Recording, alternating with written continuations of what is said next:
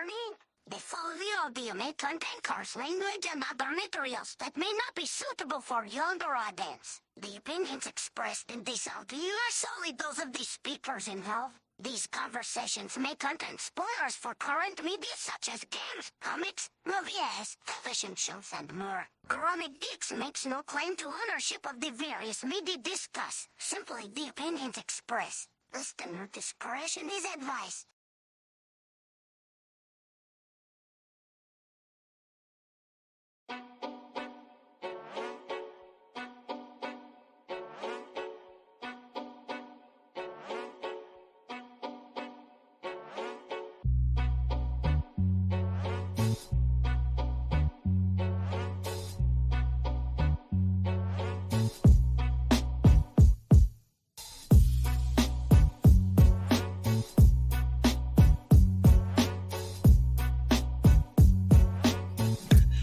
I always feel like that we should be I like that legit. we should be in like low riders. Exactly. Oh, let me turn this crap off. Oh my god. I suffered so much through this movie, man. I'm mad. I couldn't finish it. I'll be straight up honest with you. I just couldn't. You know what? But it's like I'll let you. When we get to it, I'll let you guess the part where I was just like, I can't do anymore. That's fair. That's fair. I struggle with it myself, and whew, that was a tough watch. Of all the different movies we picked out so far, that has to be, without a doubt, the hardest one. The glasses just reflected everything, so if I'm squinting at the screen, it's because I took my glasses off. Okay, well, let's hop right in. Let's get started. What's going on, people? Welcome, welcome, welcome. We are Grown A Geeks. This is Weigh In Wednesday. You are awesome for being here. What's going on? We are back with a special episode of our Weigh In Wednesday. This, of course, is our Why Did I Watch That? And tonight's feature presentation is some bullshit. I'm gonna just be honest. That movie was horrible. Oh my god, that was such a bad movie. It was called Food Fight, and man, that was a bad movie. Let me get this audio cut real quick. There we go. Yeah, that was a rough one, man. I struggled with that. I didn't finish it. I couldn't finish it.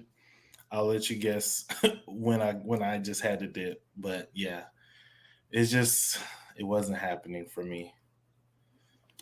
And you know what? That's fair. I absolutely get that. I almost stopped at one point, and it's funny because I was watching it and kind of forgot that I was watching it. And had to go back and rewind because I fell asleep on it. There was nothing good about this. I normally try to find like one good thing. There was nothing good about this. I don't have anything positive, but we'll discuss that here in just a moment. I do want to start with some other topics, some other interesting news. Apparently, Zack Snyder always finds a way to get himself back in headlines, and my man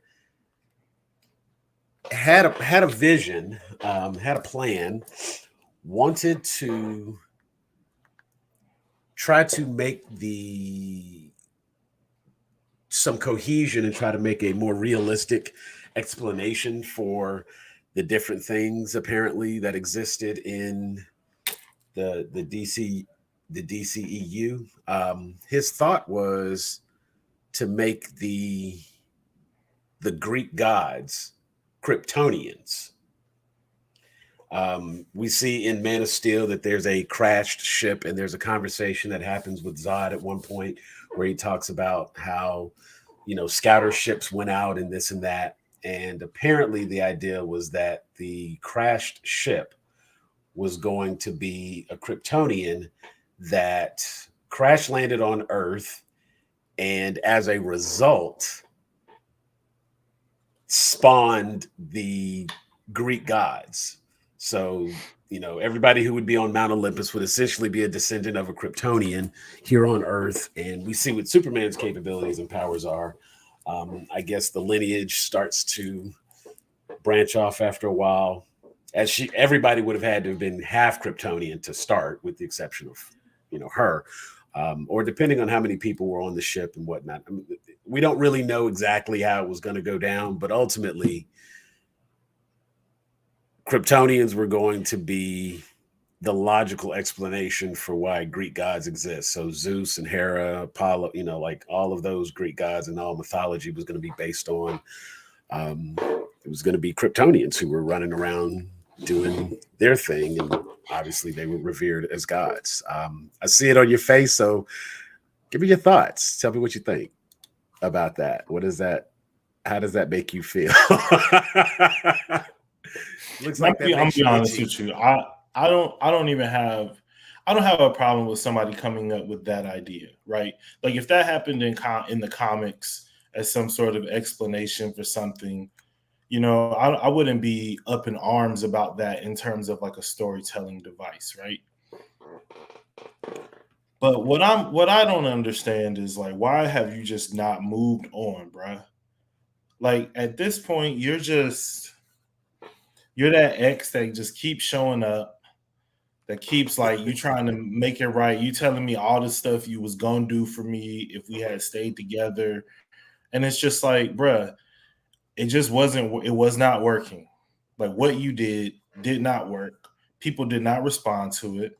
It's time to move on. We've moved on. Like DC has moved on. Like they gave you your pity breakup sex with the Snyder Cut on HBO. Like that's when you just gotta like move on. You can't keep coming back like I had put a down payment on the ring. Like that's what this is.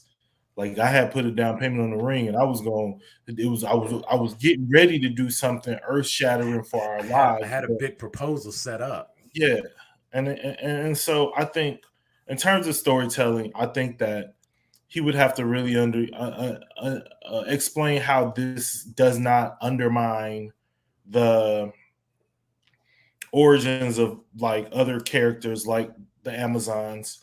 I think he would have to explain like how this doesn't basically create a cosmic power shift in the entire DCEU just in terms of the mentality of everyone, right? Because here's Clark thinking he's the last Kryptonian. That's such a big part of his story. And I know like Zod and them showing up kind of thwarts that, but that's a lot different than learning that like, oh, my people were like already here.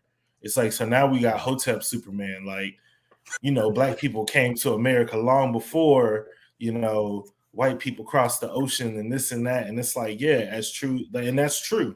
But there's a reason why they don't teach that in schools. And that's because it will upset the current power balance and understanding of how things in America work. Like they're not going to re-legislate the history books to like tell those types of things. Right.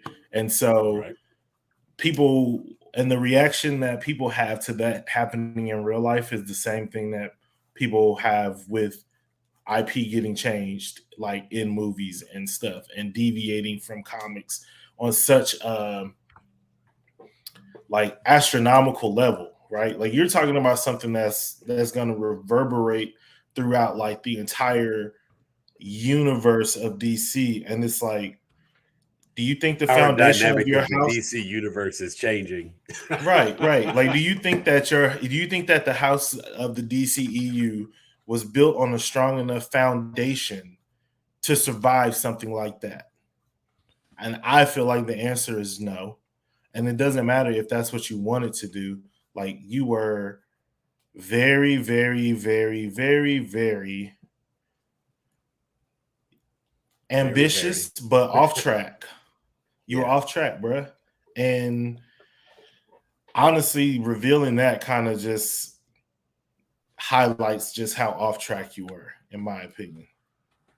I would definitely agree with that. I think, as you mentioned, it would be it would be a unique dynamic if it was something that was later discovered. Like you said, it would be great to be in a comic book, even if it was in an Elseworlds comic book, and have Batman do a test on Diana's blood sample or something and discover that, hey, there's Kryptonian DNA in here. I've only seen this once before in Superman's blood. And then start to do some discovery and find out. They go back and they look at the archives and they find out that, lo and behold, all the ancient Greek gods were actually Kryptonian. That would be, something that would kind of rattle and shake what we know and understand to be. So my initial knee-jerk reaction to it is, what? Why would you do that? That's stupid. Now you're making Wonder Woman half Kryptonian, and Superman's only the most powerful because he's full-blooded Kryptonian. And it almost feels like it's cheating, like using Dragon Ball Z rules or something. And then you have to say, like, oh, well, we already see that Superman doesn't have an upper limit. Can we extend the limit by making it half human? Like the human blood does something different. And then, of course, it's just like, well, if we're going to make the Amazons and the Greek gods, is that going to explain the Atlanteans also?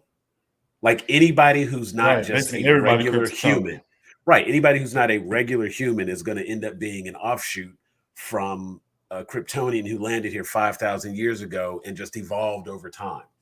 Let it spill over. Now mutants are Kryptonian, and you know what I'm saying? Like everything. The Terrigen Mist is a Kryptonian bioweapon. Like it just, that's right. What it feels like. I mean, I know that crosses over all the way into Marvel, but that's what it feels like. The Ninja Turtles. Right. The ooze was Kryptonian it's blood. Ooze, Kryptonian ooze. I mean, that's what it feels oil like. From the ship that brought Superman. Exactly. Matt Murdock lost his vision because the sludge was some Kryptonian waste. Like basically you start explaining everything with Krypton. And don't get me wrong, that's my dude. But you don't want to like sour that by just trivializing and making everything Kryptonian. You know what I'm saying? I mean, like the last son of Krypton is the last son for a reason. And even within that, there's already the argument that the bottle city of Kandor, you know what I'm saying? Like everybody in there is Kryptonian. So it's like you're really not the last son of Krypton because there's a lot of damn Kryptonians running around. And then, of course, a lot of that's because of like time travel, and there's a lot of different factors. So we can kind of, squint our eyes at the way it's going now and be like, okay, I get it. Some of that makes sense. And it's just one of those things that like, it would have been a really, really, really hard sell.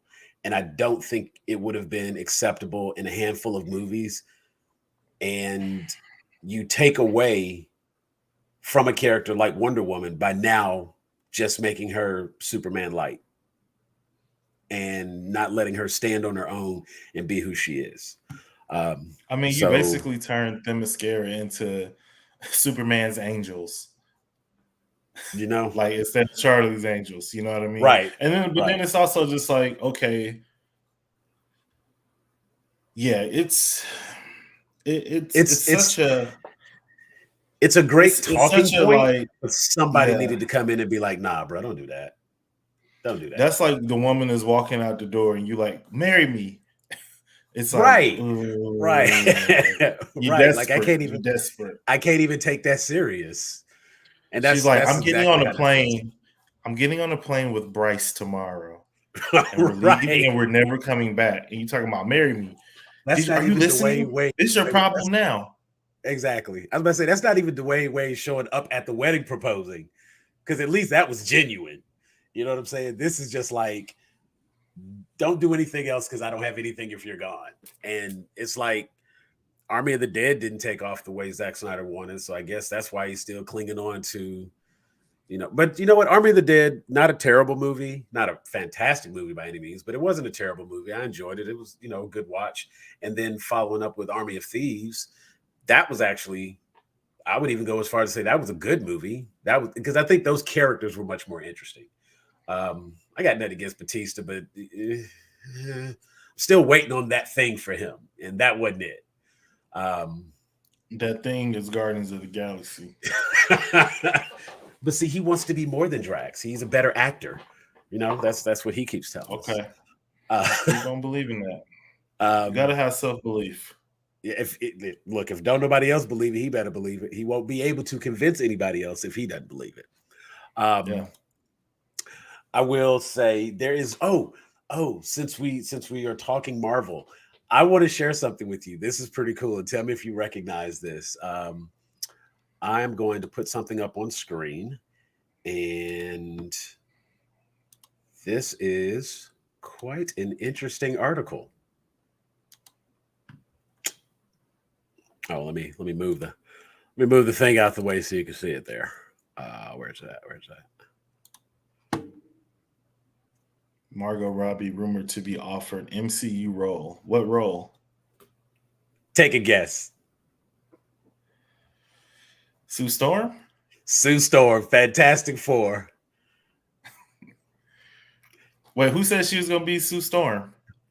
We called that when we fan casted our Fantastic Four movie. Oh yeah. Yeah, we did say that. I just remember we had shifted to like Black Fantastic Four, but yeah, we did say Margot Robbie. But even then we had Will Smith as Mr. Fantastic, we had Margot Robbie as Sue Storm, we had The Rock as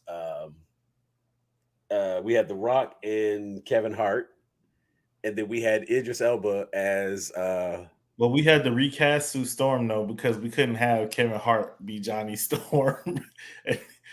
Right. Well, I mean, but initially, our initial pick was Margot Robbie. Yeah, for sure. I think we ended up changing it to the one that does the voice for Riley and Huey. Regina King. Yes, I think that was who we ended up going with for Sue Storm. And you know what? It's on the TikTok. No, you know who we said? I think we said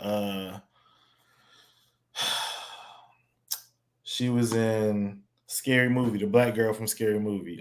Regina Hall. Regina Hall, not Regina Hall. Regina Hall. But that was going to be a comedy. Right. But when I saw this, and I was like, Margot Robbie is now, of course, this is according to the News Insider, Daniel Richmond, Marvel has offered the role of Sue Storm in the upcoming Fantastic Four. Of course, she hasn't been cast in the role, and of course, still has the option to pass. DC can't let that happen.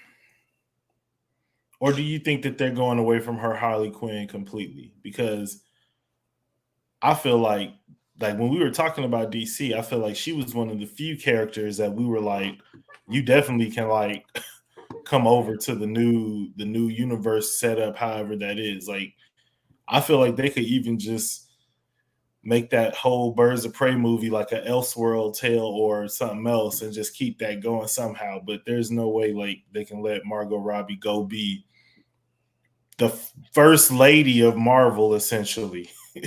Yeah.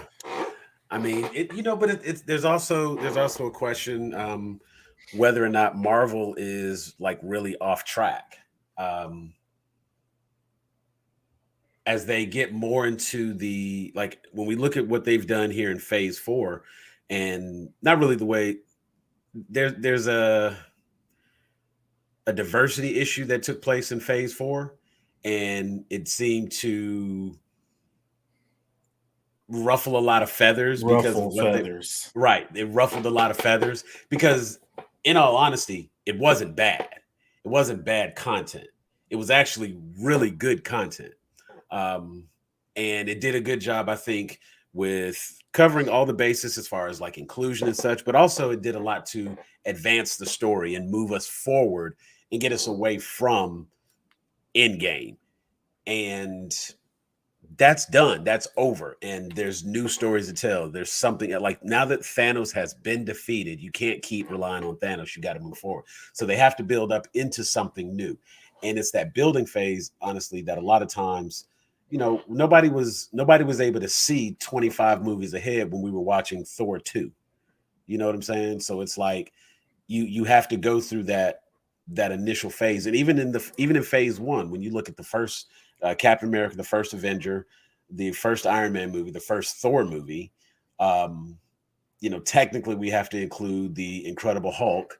When you look at a lot of these origin movies that took place, they were good, but they weren't just like stellar. They weren't fantastic. It was a lot of those like phase 3 movies, a lot of those phase 2 movies that really set the standard for what we come to expect. Some of those third I think movies, a lot of people have kind of forgotten that stuff. It's like you remember all that stuff so fondly, which is fair and that's good, but like you're not really remembering like the movies just got better and better, right? And like now you're talking about introducing like new characters, and then you also have the added issue of like you adding new characters, you're passing mantles, you're trying to prepare for like this whole X-Men thing that everybody's like waiting on. X-Men has kind of been that like the cousin who like has been away and they're doing so well, and your mom just can't stop talking about how good your cousin's doing. And it's like, all right, all you want to do is get your shit together before the cousins get there. Right. Before, it's like, oh, he's about to graduate from college. When he comes home, yada yada yada. So like I think that they were just juggling a lot. And I think people just don't. I understand why people don't necessarily have the patience, because people just want the thing to be the thing. They want it to be good. They don't want it to hear about I'm prepping for this universe and this and that. So, man, I paid $75 to bring my family to the movies, and I don't want to hear about this is a prep warm-up movie, this, that, and the third. Now, with the streaming content, I don't get why people get so upset about that, because you have this platform anyway. You didn't get this platform specifically for Miss Marvel, probably. You can also just like not watch it, because they're always going to like give you just enough. If you want to skip Captain Marvel, if you want to skip the Marvels, if you want to skip Kamala Khan, like, cool, man. Nobody is putting a gun to your head and making you watch this stuff so that you have to go online and complain about it. All right, just because it's intertwined, it's like, cool. If you didn't watch Captain Marvel and she just showed up in, when she show up in Endgame? Yeah. I mean, she's at the very beginning. When she shows up in Endgame and just starts doing work, maybe that would make you want to go back and watch the movie. But if not, cool. You probably already know who she is, which is why you boycotted the movie in the first place, because you're just like comics asshole gatekeeper, like incel dude, and probably didn't, and honestly probably didn't read the comics, because if you did, you would already know that she's like spot on for the character. Yeah, exactly. And so and her, and like even what she said that apparently pissed everybody off is exactly something that character would say. So like that proves you're not even paying attention to who Miss Captain Marvel is. Right? That's why you want them to go back to the old super sexy costume. You don't like the full body military Air Force inspired one. And it's just like basically to the point where like we had like an issue where that one was being requested more. To Marvel was like, we're not doing that one anymore. Like you can do vintage, but you can't do the like late 90s, early 2000s, very sexy version of the vintage one. It's like from that point on, it's all like full body Air Force sash and thigh boots, like, and it's like I understand why. Like I feel like it should not undermine the character if she's wearing something that someone would find sexy, right? But clearly, people just was not paying attention to like what that character was and what she was about in the comics if you actually read them. And so, and even what the costume change also makes sense. Exactly. Yeah. And so to that point, even when you have a character like She-Hulk, you know what I'm saying? Like in the comics, She-Hulk is one of the most like alluring creatures, because she is like prime physical physique. You know what I'm saying? She's 7 foot tall. You know what I'm saying? She's hella intelligent. She's a freaking lawyer. You know what I'm saying? Like she's the embodiment of what some people might consider the perfect woman. You know what I'm saying? She happens to be green, but clearly in the Marvel universe, skin tone is probably not that big a deal. You know what I'm saying? You got whole aliens running around and you got the Hulk. So a green woman isn't going to be like a You know what I'm saying? Like, right. Yeah. Okay. We have our chat here being pointed out. Right. She's a muscle mommy. And I mean, of course, it's one of those things like people are definitely going to be feeling her and pursuing and chasing after. And so it's like when they present something that looks really good on screen and they allow her to be, you know, very proactive in owning the good parts of who she is. And even, you know, they even show like how she struggles with that because she feels one way when she has the power, one way when she's not. You know what I'm saying? When she's hulked out, she's still Yeah, trying I to think it's maintain it because she has that dual mentality. She's wanting to be recognized and like, hey, I'm more than just this. This is who I really am. And some people don't even want to take time to acknowledge that. And that was something that I thought was a very good portrayal in that entire series, and it just completely gets overshadowed, you know. So it's there's a lot that happens in these shows. Like you said, the streaming shows, they don't have to be watched, but it's really good content, and it's a shame if they're, you know, not being viewed as they should be. And I think that the thing I think I would like people to realize about like Marvel, any sort of any sort of nerd IP fandom, right? Yes, you have the people who are completionists, the people who watch everything, do everything. Like like Star Trek that's the IP that is for me. The only thing I haven't watched is the original series. Eventually I'll go back and watch it. But I feel like there's this pressure that like you cannot be a Marvel completionist, right? There's too many characters. There's too many books. Like, there's no comic book reader, comic book fan who was a Marvel completionist. They didn't read every title. So why do you feel the need to do that with the visual things as well? Like, all the complaints about She-Hulk were frustrating because it's like, well, everything in the Marvel universe is not the same, even in the comics. Like, She-Hulk is a comedic comic. It breaks the fourth wall. It does all these weird things. It's supposed to be this meta, like, mess with your head experience where you as a reader are not just looking at this thing where, oh, I'm reading this book, watching this thing happen. It's like you are now in this vibe. It's one of the things that's responsible for people being able to look at something like that and feel like they're a part of the world because the characters are talking directly to you versus talking with something to like the X-Men. reader. Yeah, it's like with other things, you are just literally watching something happen. You're watching, you're Uatu. You know what I'm saying? But with these other ones, some of them, Spider-Man, that's the Watcher for those of you narration. who don't know that right off. Uatu the Watcher. Yeah. So I think that like if people just felt less pressure to be a completionist with the Marvel stuff, it wouldn't be a thing because Miss Marvel is a show about a teenage girl, right? If you don't watch shows about teenage girls, like you're not going to understand that show, and of course you're going to think it's bad. Like if you're walking into She-Hulk thinking that it's going to be, you know, Captain America and Winter Soldier or something like that, and you're like, where's the action? Where's the fighting? You know, that's not what this is about. This is about gender subversion. Not even what her comics. That's not even what her comics are about. Yeah, never have been. And I think that, and it's like I always try to avoid the whole being the guy who's like, well, did you read the comics? Because usually that person has a negative kind of like characterization. But the only reason I say that is comics have a wide range of tones, themes, genres, even within the superhero landscape. There are more comedic ones. There's more serious ones. There's more fantasy-based ones. All the different types of genres, people can just put like a comic lens over that with certain characters. So the same thing needs to be done with Marvel shows. I mean, even look at something like Star Wars. I think is starting to get that. They make a heist movie, but just set it in the Star Wars universe. Mandalorian is just a Western or a samurai movie, basically. Like, what you call it?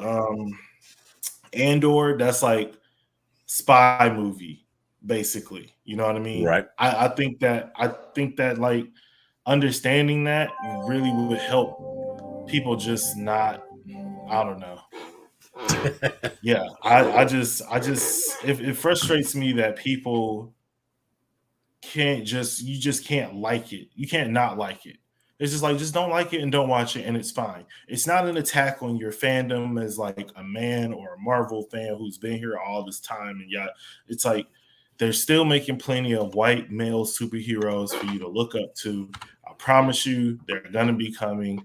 Like you don't have anything to worry about. We're already here. We got a Guardians of the Galaxy right around the corner. Right. So, you know what I'm saying? You got Adam Warlock in that. You got Star-Lord, Pratt. So there's plenty out there, and there's plenty. And I mean, they're going to be resetting the DCEU. They're resetting the DCEU. So plenty that's going to be out there. You got another Batman. Those guys are all going to be white. Yeah, that would be that. So it is interesting. Final word on Zack Snyder. Just stop embarrassing yourself, dog. Just like move on.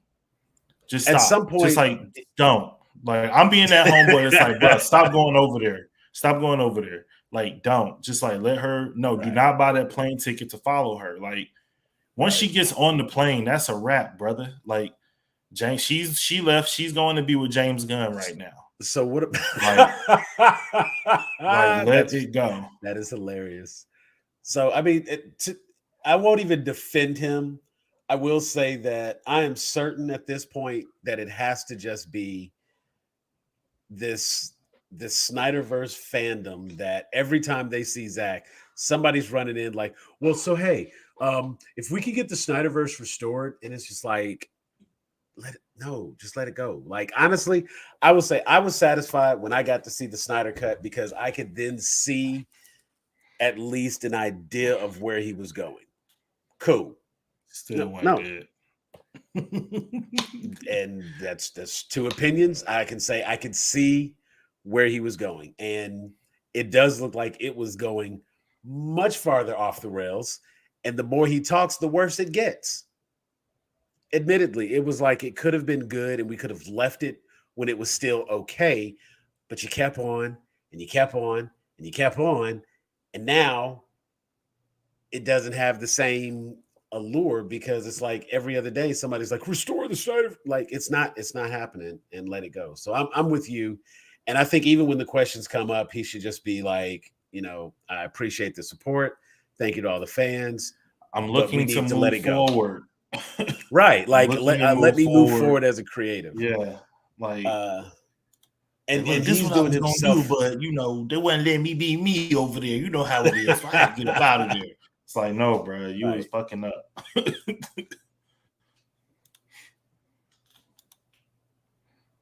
Let's see. So we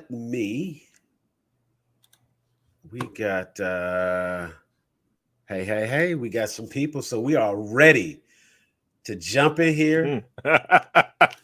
And I just want to say, yeah, go on and give me that evil laugh because that's exactly what it needs to be. I don't know. I don't know if you guys are ready for this. Yeah, just okay. Seriously though, drink check. What we got? Know what? I was like, I'm gonna need that. I have a local sweet tea. I have a local iced tea. I told David, sweet tea. I told David, fetch the big cup. Yeah, I will say that I probably needed to be at Jeff's house before I tried to watch this. I call this like that. Damn, it hit you that bad, bruh. So I call this concoction huevos de crema, right? So it creamy balls. I'm curious. What is in your creamy balls? Like, tell me about this drink. Yo hablo un poco español. It sounds better in Spanish. It does sound better in Spanish. So it is cream soda. Okay. And dough ball and fireball. Okay. So which is cookie dough whiskey and cinnamon whiskey. I was about to say, so that's got a little sweet, little spice. Okay. Mm-hmm. Oh yeah. It's good. So a lot of rum in that one. Hold on. Yeah. So okay. Why did I watch that? Man. The question that Sam was asking himself the whole movie. Man, let me tell you, this was one that like I know what the idea of this show is about. No, you don't. Is to, no, you don't. No, not this movie. The concept of why did I watch that was to find movies that have been rated poorly on various sites. We use Rotten Tomatoes the most, but if it's low on Metacritic, low on Google, low on IMDb, we find poorly rated movies and we watch them. And when we watch these poorly rated movies, we normally try to find one redeeming quality. Sam, there's no redeeming quality for this movie. Sam, can I show off my new babies real quick? Certainly. What do you got? We need a buffer. So David finally found me a Pikachu Squishmallow. Okay. Which I've been trying to get for a long time, but scalpers are assholes. I got this Knuckles that vibrates. Vibrating Knuckles. You know what? I need a 5-second delay for you tonight. And then I got this boy. He a scary boy. What is that? This is a Zazel from the Binding of Isaac. Hey, I know that game. Yes. My favorite character because I'm bitch made. Oh, that's the one that like just shoots from across the room. Not he doesn't have that kind of range. You have to get the brimstone item for that. But he does have that he can fly the short brimstone. He has the short brimstone. So it's overpowered, but it's a short range. So and he is the one that flies over the gaps in the floor and that sort of stuff. I finally got my Binding of Isaac 4 Souls Requiem Kickstarter Collector's Edition box.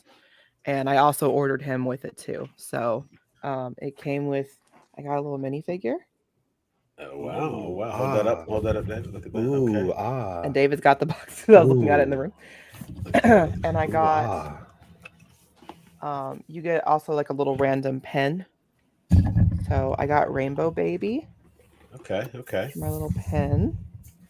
And then the box has got a whole bunch of cool stuff in it and lots of space for new cards in the future. And a lot of cards just in general. A lot of the cards have references or are direct references to other indie games, including Among Us.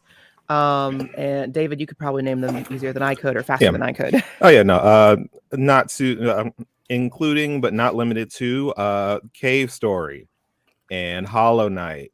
And Among Us. And Oddworld. Oddworld, yep. So if anyone's interested in playing it, I believe it's 1 to 4 players. And it is also, or it has now been released, I believe, in retailers, Walmart and such. You could get the base game itself. I think it's like $40. And if you want the collector's box, it's $125. Thankfully, I paid less because I got the Kickstarter one. But yeah. I need to play it still. That sounds like it. Obviously, we just got it. But so is this version of the game different from the other versions? No, she just has more. Yes. Okay. It's like an expansion, but they also gave you they redid the artwork for a lot of the cards. They had to for some of them. Artwork. They had to for some of them. No, not. Those are the ones they dropped, David, not the ones from the original 4 Souls. Yeah. Because they have like the original one that released a few years ago. That was the last Kickstarter they did. And then this one was just to expand on it. But yeah, if you know who Chris Chan is, so Chan had designed some cards for this expansion for 4 Souls Requiem. And then Chris Chan did some Chris Chan shit. Yeah.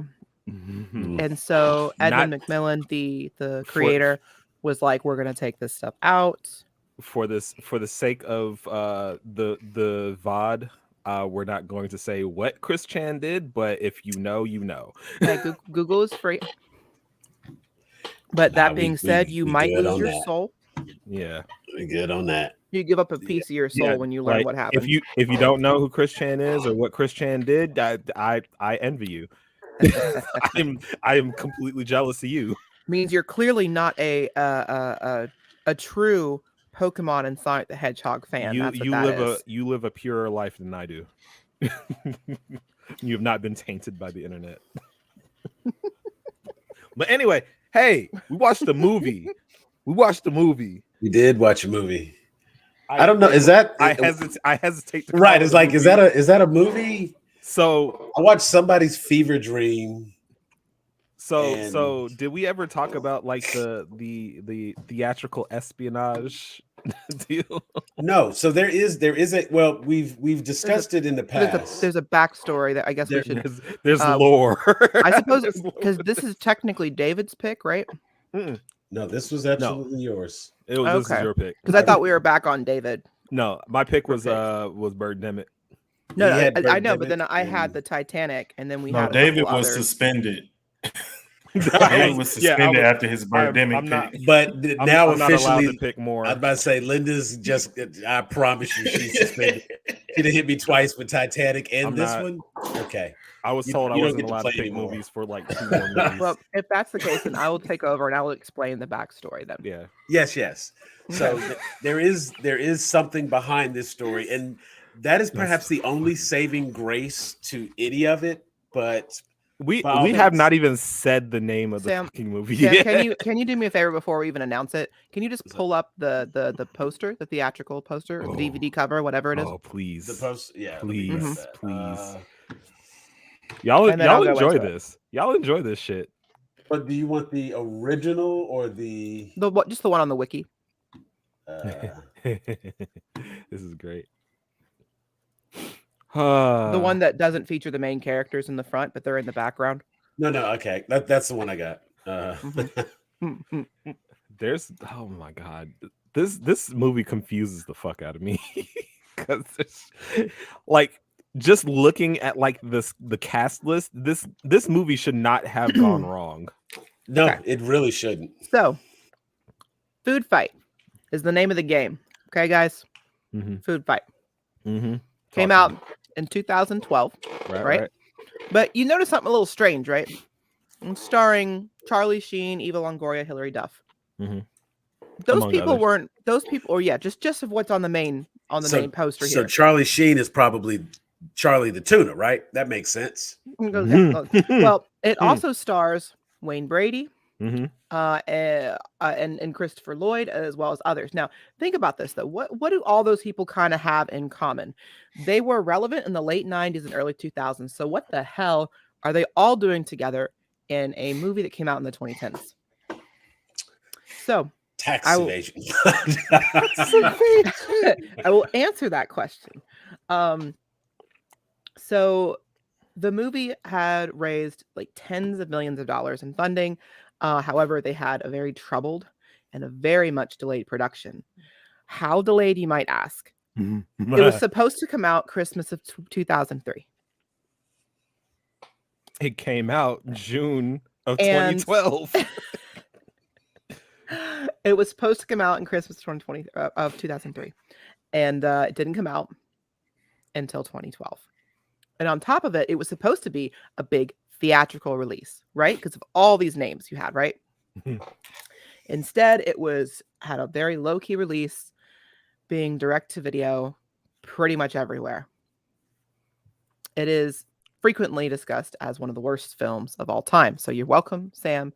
You're just getting this out of the way now. It can only go up from here. Only go up. It can only go up. So to give you an idea, the budget for this film was $45 to $65 million. Guess how much it got in the box office? Something in the thousands, like.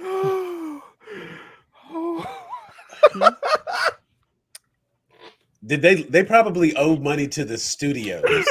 They owe money to everybody. So this movie did $73,706. $73,706 in the box office. And I bet all of that came from people who saw animation and took kids. They had to rubberneck it. They had to see. They just had to see. So Charlie Sheen plays the main character. And Jeff, you didn't watch this movie beforehand, right? Oh no, Jeff barely never. watched it today. Jeff. Yeah. barely watched it. Okay, so all you guys have actual. I was gonna ask you guys He almost to didn't show up. guess. I was gonna ask you to guess which character on this poster is the main character. Obviously, it's Twinkie the Kid right there. It's front and Right? center right there. Obviously. No, I mean like if it's not Charlie the Tuna or like the Vlasic Stork, Or fucking Aunt Jemima over there about to Yep. fucking fall out. even You got Aunt Mrs. Jemima, Butterworth over here. you know what I'm saying? Okay, Like no. that would be So you see- so that's your Maybe you if see- we look further down, we see like maybe you see, Chef Boyardee is there. We just don't see it on the poster. Like I don't. Well, you see Cowboy Dog back there. Cowboy Dog. You see Indiana Cowboy Dog? Jones, That guy. the puppy. Right. So that's Charlie Sheen. That's Charlie Sheen's character. That's the main character. Yeah. Yeah. And the smaller person he's dragging behind is Hilary Duff's character. Mm-hmm. Charlie I Sheen had plays issues with that. Charlie Sheen. To be fair, Yeah. though, I mean, Scary Movie 3 with Charlie Sheen and Lindsay Lohan. Still better. I mean, at the time, Hilary Duff was definitely like super, super young, but like the age gaps are about the same for either girls. Anyway, so Charlie Sheen plays a character called Dex Dog Detective. Yep. He is the owner of the Copa Banana nightclub and is a mascot for a cereal product. So if you haven't been able to tell so far with all the mascots that are on front and center on here, this movie is about food mascots. It's Of some product sort. placement. The movie. Product placement, the movie. How Except do they you- had to pay to use those products in there instead of it being advertisement. Instead of being paid to use those products. Okay, all right, Um, hold on, real quick. Just I gotta ask, what the fuck was the point of this movie? Dave, What? we're getting to it. Let me finish my What? stuff. Like, no, I'm just I don't like know that there just was knowing one. what we know right now. Who the fuck was this movie for? Your mom. It was for kids to tell their parents that they don't want to Abe. eat brand X. They want to eat the name brand cereal. They want Yeah. Vlasic pickles. I and- want and- the California raisins to perform in my kitchen tonight. Okay. And you know what? That is a valid, like commercials are very effective for kids. Mm-hmm. So yeah, Well, if you keep do in a whole mind, movie too- with product placement, I think back to that Transformers where you saw the Xbox and the Mountain Dew vending machine. Like that Well, movie was product placement. Keep in mind too the fact that this movie was coming hot off the heels of like the 90s, like the 80s and the 90s huge boom in toys. And like making shit. like you made kids cartoons specifically to sell toys. So Yeah, it's coming that's- off of that. And that's kind of always been the thing. But what's also interesting is just like given when this movie was supposed to come out originally in like 2003 or something like that. You had the Stitch movie, of course. There was Brother Bear, and just thinking about some of the other like animated things that came out. Atlantis, Milo's Return, like there wasn't a lot that was real big at the time in terms of animated movies. So there was a perfect like opening It was a to good gap have there. something, right? Yeah. It was a perfect opening to have an animated movie, put it in, and maybe it do well because it's a cartoon. You can take the kids to the movies to see. And a lot of these people were a lot of these actors that are in there were popular with the younger kids too. Obviously with Hilary Duff. Also Haley Duff was in there too. She just played a smaller part. And Wayne Brady, Whose Line Is It Anyway? Really big with families. Like that was such a huge thing at the time. So anyway. And Charlie Sheen wasn't Tiger Blood Charlie Sheen yet. No. So he was still like, a marketable person. Who was the insane person at the insane celebrity at the time? I used to watch The Soup a lot. And they used to rip on him all the time. I can't remember his name, but he looked insane. And I know specifically a quote that Joel McHale kept running was him talking about ripping someone's endocrine system out of their ass. I don't remember who that was. But bonus points for anyone that does. Anyway, so let me tell you the name of Hilary Duff's character, then we'll move on. She plays anthropomorphic cat mascot for a raisin brand. Like a raisin brand, sorry. Not raisin brand. Raisin brand. Similar to what's the raisins that everyone gets, not California raisins, the ones with the girl on it. Sunmade. The red box. Sunmade, yeah. Sunmade, yeah. So it's a play off of Sunmade. I guess they couldn't just get actual, like none of the main characters are actual brands. They're made up. So Hilary Duff plays Sunshine Goodness. That is her name. First name Sunshine, last name Goodness. Sure. Okay. We'll go with that. Okay. So let's explain what happened though. Okay. So first of all, with this conception, it was first conceptualized in 1997. And they put together a $25 million joint investment into the product made by Threshold Entertainment and a Korean investment company. So because the producers for the Korean investment company were expecting foreign pre-sales and all that to be like such a big like portion of the budget they put in as well, because they're assuming it's going to do just fantastic overseas too, despite the fact these are all American brands, but whatever. So let's see. The film was created and produced by Threshold in Santa Monica, California. Let's see. Unfortunately, in December of 2002, which keep in mind it's a year from when it was supposed to come out, apparently all the hard drives containing most of the unfinished assets from the film have been stolen. Let me say it. In what he considered an act of, David? It was an act of industrial espionage and an incredibly complex crime. Okay. Oh. Industrial Somebody set a magnet on top of the laptop kind of thing. No, it was gone. Somebody stole that shit. Physically took them. Yeah. So an investigation, which included the Secret Service, like the United States Secret Service, was unable to find the thief. The film was supposed to be computer animated with an exaggerated use of squash and stretch to resemble the Looney Tunes shorts. But after production resumed in 2004, they changed the style to a more centered into motion capture. With the result being that he and the animator were speaking two different languages. Some of these guys in the mocap suits, I don't know, man. Somebody was like, instead of them saying just act normal, like just exaggerate all your movements, and then and some of those guys took that shit and ran with it. I want to know how Christopher Lloyd did them kicks though. Okay, so Lionsgate then established a distribution deal, and the financing company Story Arc represented investors who gave an additional $20 million in funding to Threshold in 2005 due to the Lionsgate deal, the celebrity voice actors, and the product tie-ins. So they were able to con another $2 million or $20 million out of other people to help more.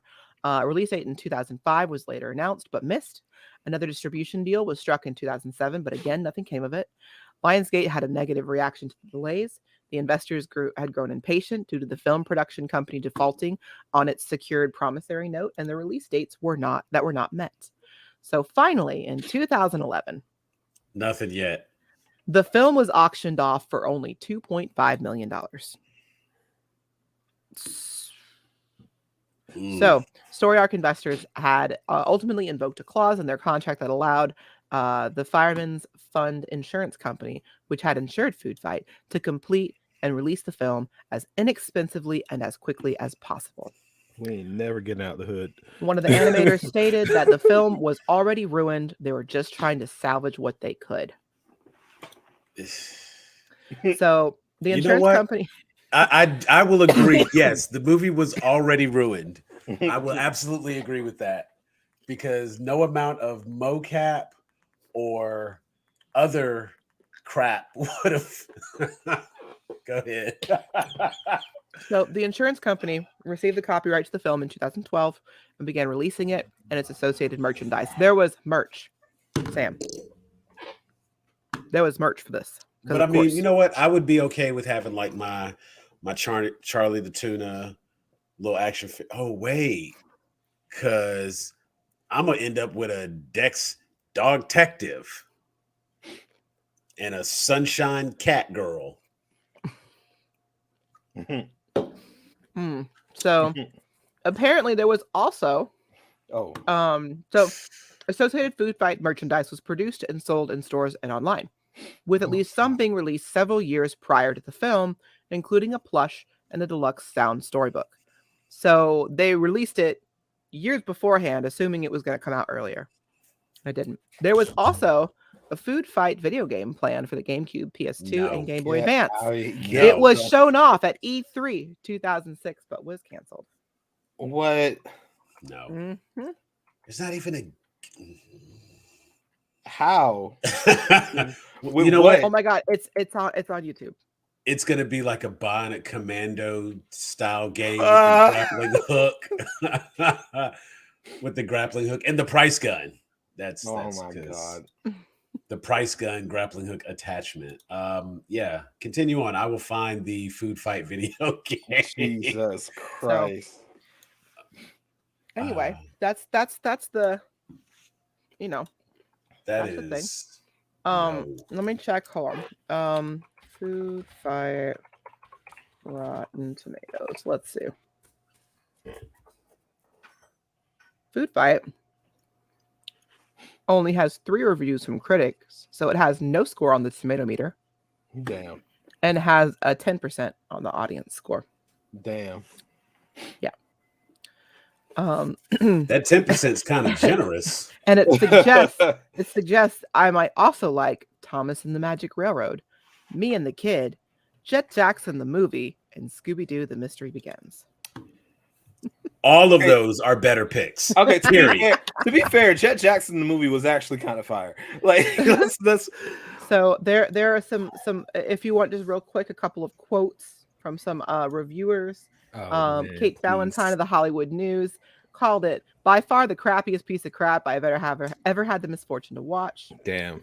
An article in the New York Times the following year said the animation appears unfinished and the plot is impenetrable and even offensive. Damn. New York Times also reported that Food Fight has been seized upon by internet purveyors of bad cinema. Another person described it as one of those fall of civilization moments. Damn. The grotesque ugliness of the animation alone would be a deal breaker, even if the film wasn't also glaringly inappropriate in its sexuality, nightmare-inducing in its animation, and filled with Nazi overtones and iconography. Even more egregiously unfit for children than the script's wall-to-wall gauntlet of crude double entendres and weird imitations of interspecies sex.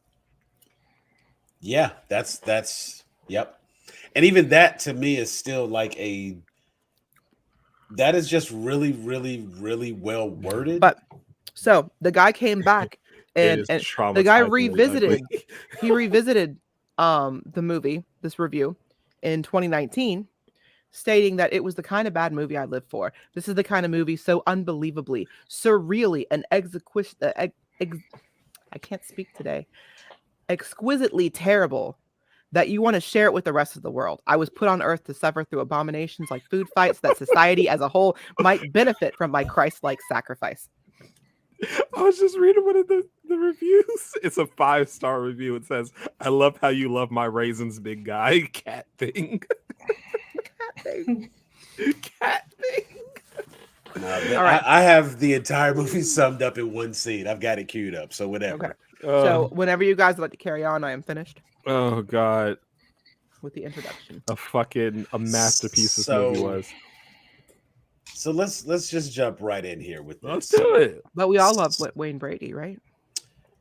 It's funny because that's one of the scenes that I want to highlight. Look, sometimes you just want $1 million. Sometimes, and this is literally like $20 is $20, and I can't blame nobody for getting a paycheck. I think this was one of the things that.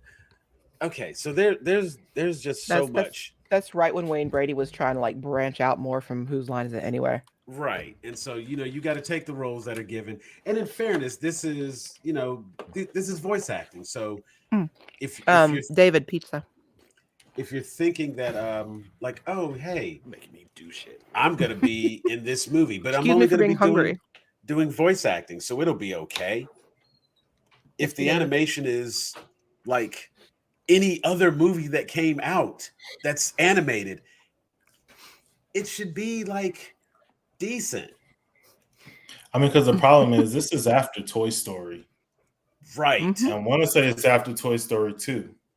And it's Right. after like a whole Well, lot on top of of it- movies that have been 3D On top of it, animated well. the animation we ended up seeing was animation they did after, like earlier, or like There are sooner to where they multiple- actually released it. There are multiple trailers. So this There's the isn't- original like teaser trailer that came out in like 2002. Mhm. And then there's the theatrical trailer that was recut from the film. So this the animation that ended up in this movie wasn't even like old animation from the early 2000s. It should have been It's bad. 10 years. It's scary newer. as hell. It is. Okay, so here's my overall summary of the movie. Somebody pitched an idea, and when they did their initial treatment and was like, hey, here's an idea for a movie. What if we had all of the mascots in grocery stores come to life at night, the way they do in Toy Story? Okay, I see where you're coming from. You know what I'm saying? Like the concept is there. So it's like, okay. And we tell a story in the grocery store. It could be good versus evil, and there's a love story. And, you know, they pitch it the way you pitch any kind of movie. And somebody says, okay, that's a great idea. Here's some money. Go make that movie. Oh, we're going to animate it. Even better, because it's going to cost us a lot of money to get some of these products and get the clearance to use all these mascots. They gave somebody a lot of money to go and make this movie. And he went to Vegas and he lost all of that money. And it came up on due dates, and they was calling and he was not answering phone calls. And one day they was like, we are going to put hands on you, and people are going to be looking for you, and you need to you better turn something in.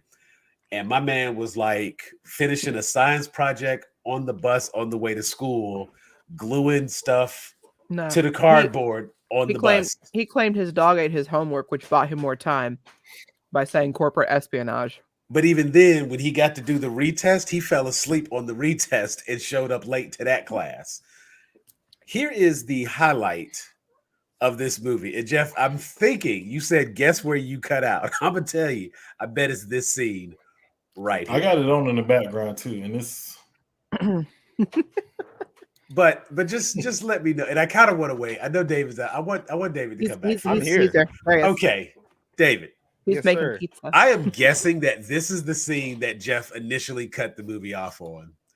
When he saw this, he was like, nope. I'm crying chocolate milk? Not doing it. No, No, I actually- didn't make it that far. I actually made it further than that. Oh, Yeah. This I moment made right it further here. than that. Okay. I was like, shout out to JonTron. This was the moment right there. I was like, nope, I hate you all. Why am I watching this movie? I can't. I'm sorry. I mean, That is the I'm good, No, this man landed. He landed how standing physics straight work. up. that's how physics Like, works. no tuck and roll, no nothing. Just Nothing. 2-foot landing, Whoa. Dog, perfect his 10. his knees is the strongest knees I've ever seen in my life. He got the He got Kelly Meg Thee Shrug Stallion knees. from That now boy, on. Look, that boy was sailing at terminal velocity and stuck the landing. Yo, like, why did he actually look like an action figure someone just threw off a building? no, it looked like somebody probably had on like a green bodysuit. It was just holding the figure and moving it. Oh, and then the grapple gun out of nowhere. I mean, he was No, pulling out of his ass. Didn't you know that? pulling spike. Well, I mean, he has this Hammer humongous space. holder for a tape gun, and it's like clearly an attachment you have to add to it, but that's neither here nor there. And like you said, from now on, whenever I see Meg Thee Stallion dancing, it's no longer we are no longer referring to it as Meg Thee Stallion knees. We're calling them Dex Dog Detective knees dog, because there's no way strong, you are standing up after that. strong. And I was very confused, very upset. But like I saw that part in the movie. I was Very just like, confused, I know what movie we're watching. I know what kind of movie we're in here. I know what the hell. I know what the promise hell you I that got. set the tone. It was at that point, and I was just honestly like, I hate you all. It's never I'm gonna get watching better this. from here, is it? Right. This is as good as it gets. This is the high point in the movie. I know it. I can already tell. You know a movie's gonna like you know the movie's gonna be great whenever you sit there and think to yourself, I am actually upset. I'm physically angry that I am watching this movie. Like I'm ill. Yeah. Like I'm gonna keep a trash can nearby. I rewatched this movie and I was just like, damn, I really rather watch the Emoji Movie. Like that movie was so bad. I know, and that's David, are you saying that's your next pick? The Emoji Movie? Nah, Yeah. We go redeem with some movies for a little bit. I'm gonna catch Ghosted real soon. Listen, I told you guys you need to watch The Final Sacrifice, but no one wants to listen to me. See, I don't know if I could trust that now. Hey man. Hey, there got my boy Wayne Brady right there. As as Daredevil Dan. Wait, okay, can we talk about what's going on top of his head? What? I have no The idea. Usher My Way goggles. What almost looks like he has 3 lenses. Like there's one on the very top. Right. And then the other two? He's got them. He got them twisted to the side. Look at at his eyes. That's how black people wear. Yeah. Look at that man's eyes and tell me there's a God. What is going on with his legs? What's going on? All I could think about was John Leguizamo from Spawn when he was playing the clown and he had that like weird stance and was like squatting the whole movie. And I was just like, I feel so bad for this chocolate rodent. Hey, did you notice like Dex got caked up though? I did not notice that. Did not notice. That was the whole movie. All this trash fire going around, and you're just like, damn, that dog got an ass on him. Like, what? But you know what? I want to see. But no, I was more impressed with his dancing skills because there's a scene later where he's dancing with Lady X. And all I can think to myself is, what is it with dancing dogs in movies?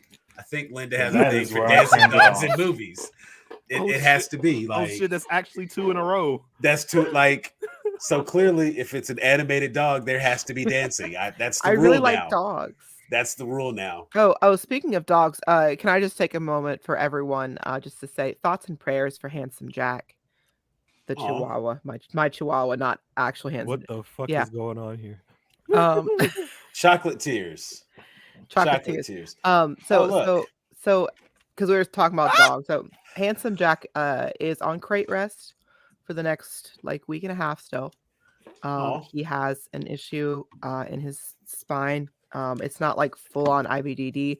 The vet thinks it's just like because just his symptoms don't seem super severe right now. The vet thinks that it's just like just a slightly like bruised or whatever disc.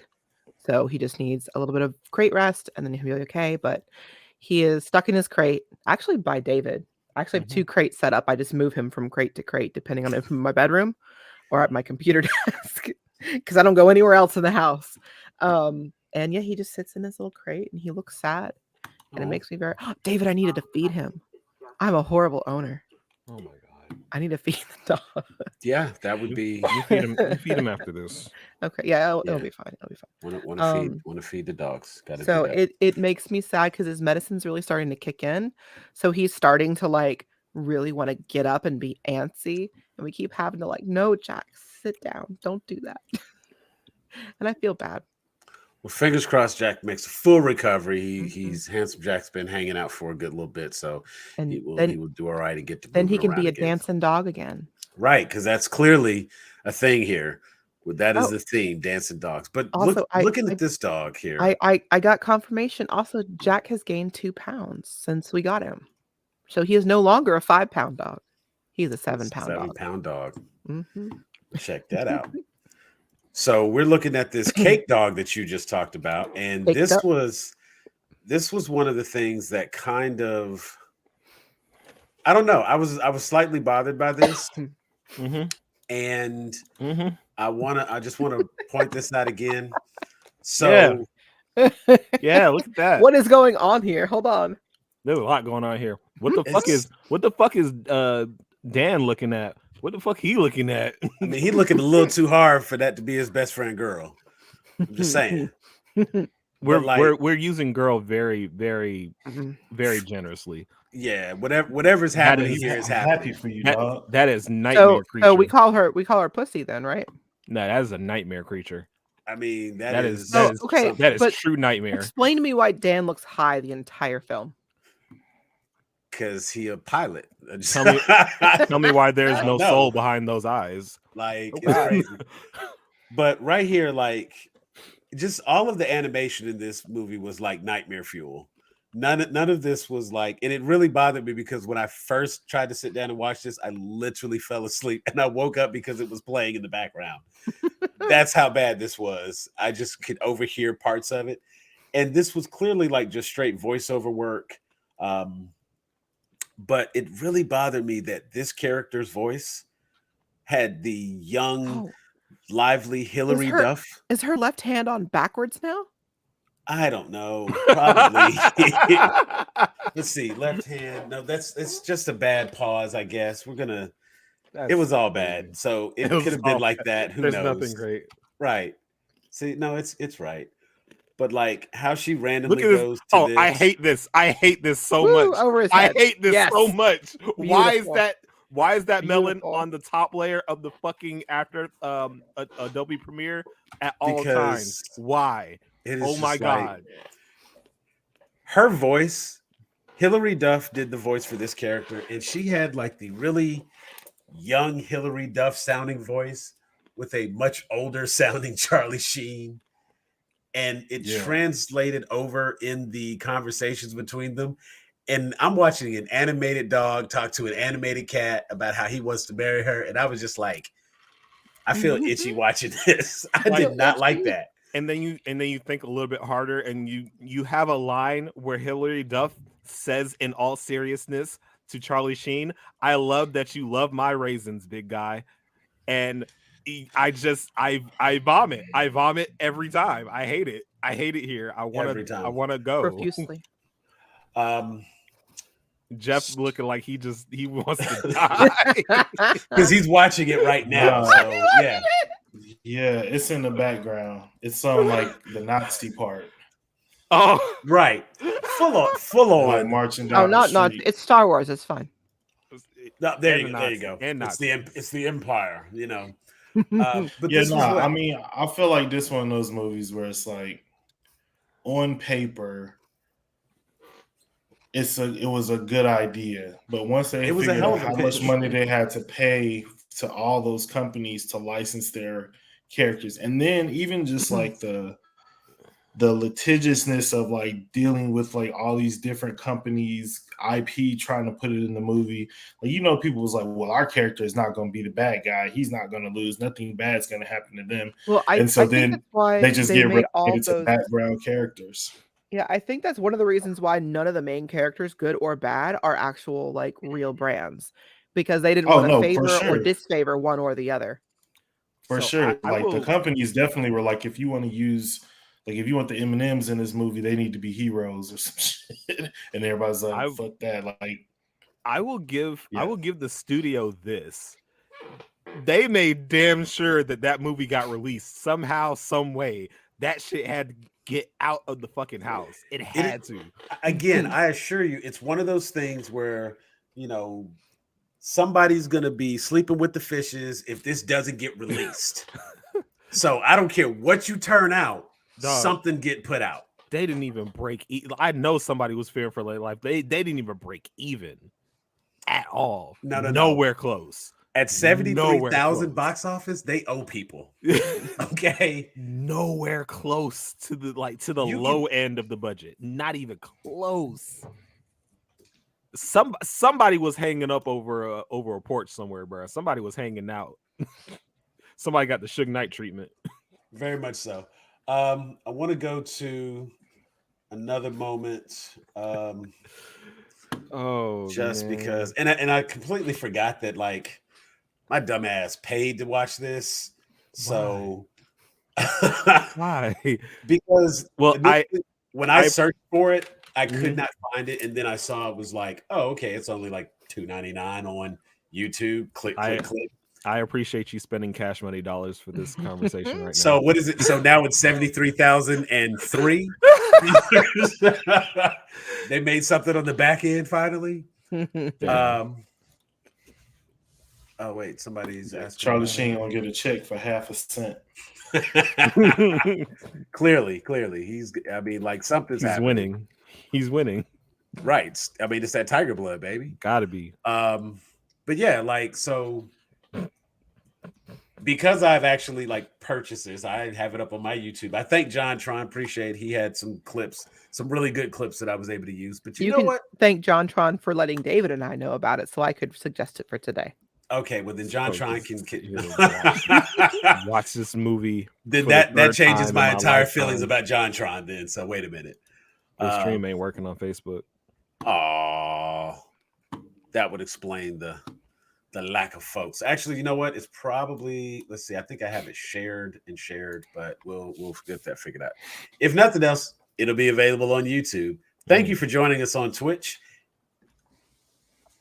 So let's see. You know what? I'll probably need to share that YouTube then just to make sure that it's there. Let me pull this up though, because I want everyone to see this because I was really, really confused. I love this shit. I love this shit so much. I was extremely confused. It's so bad. It's good. It's so just play the clip. Play the clip, please. I'm begging. Let me get this one little thing here. I want to know why he walked like Edgar from Men in Black. He walked around with his Edgar suit. He was. Yeah. I don't know. I don't even know if we can call that walking. That was. That was movement. That's what that was. That's just movement. Somebody in their death throes in there. Jesus Christ. All right. Here we go. Boom. Already. Look. What? And you know, initially when I was watching, I was trying to figure out what in the heck. Where's his neck? Like, if you had to have like a neck between like 1 to 10, he has like a -3 neck. Dog, what is going on? This looked like in You Got Served when they had like one-on-one battles. What is this? Like yeah, why is the camera rotating around like that? I hate this. I love this, but I hate this. This is like some early Jim Carrey movement, like right. David. Yes. You should flip your camera so it makes it look like you're looking at the thing. Nah. That's just. That's what I did. I gotta look away.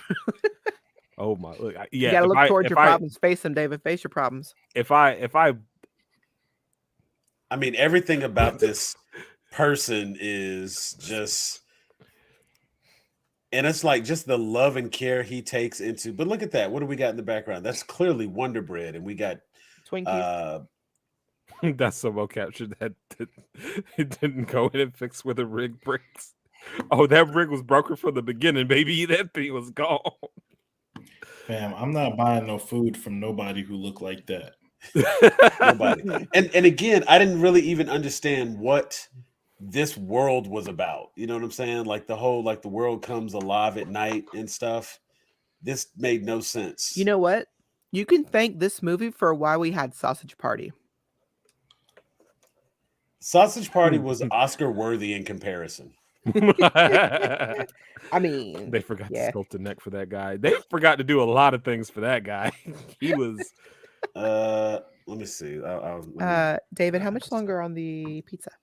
Less than a minute. Okay. Let me see. There's another. There we go. I want to find. My man's was out here just. I don't even call that movement. He was like. Movement. He was. What was he, David? I don't know what to call it. He's just progressing forward. Like I said, it's progressing. It wasn't walking. Some mysterious force was propelling him forward, and it wasn't movement. It wasn't ascending or descending. He was just specifically learned how to walk by watching Ministry of Silly Walks. That's what it is. He was progressing along an axis. That was it. Now, this is the dance number. You know, we got to have a dance number since we have a talking. By the way, this is Eva Longoria here, ladies and Eva gentlemen. Longoria, and for what it's worth, probably like I give all credit to Christopher Lloyd for still coming in, killing his lines. Yeah. I have to give Eva Longoria a little bit of credit for like her lines. Again, I don't know what's happening with this animation. Let me just take that back 1 second because like explain. Look at her leg and her hip and what is happening right there? Yeah, the rig is fucked. The rig is fucked. I mean, David, we're fucked. Okay. this The is pizza, like the pizza's about to be fucked, David. It's not. It's fine. at just You a could have minute. had a minute. What crime is? Yeah, like it's clearly. I don't know what crime. Actually, he's trying to just figure out the disappearance Trying to of. find his his girl- or his missing fiance. girlfriend. Right, he's trying to His find missing why his kitty. girlfriend's missing. Meanwhile, what's he doing? He's out here dancing with this chick, Lady X, who again is like. This is the moment where she's like putting all the moves on him, and it's just like, don't worry about her. She's gone. I'm here. What's up? Holla at your girl. And like they sit up here dancing to Tego. So it's like this is the moment where This he's is supposed to not a- like give in. This is not a kids movie.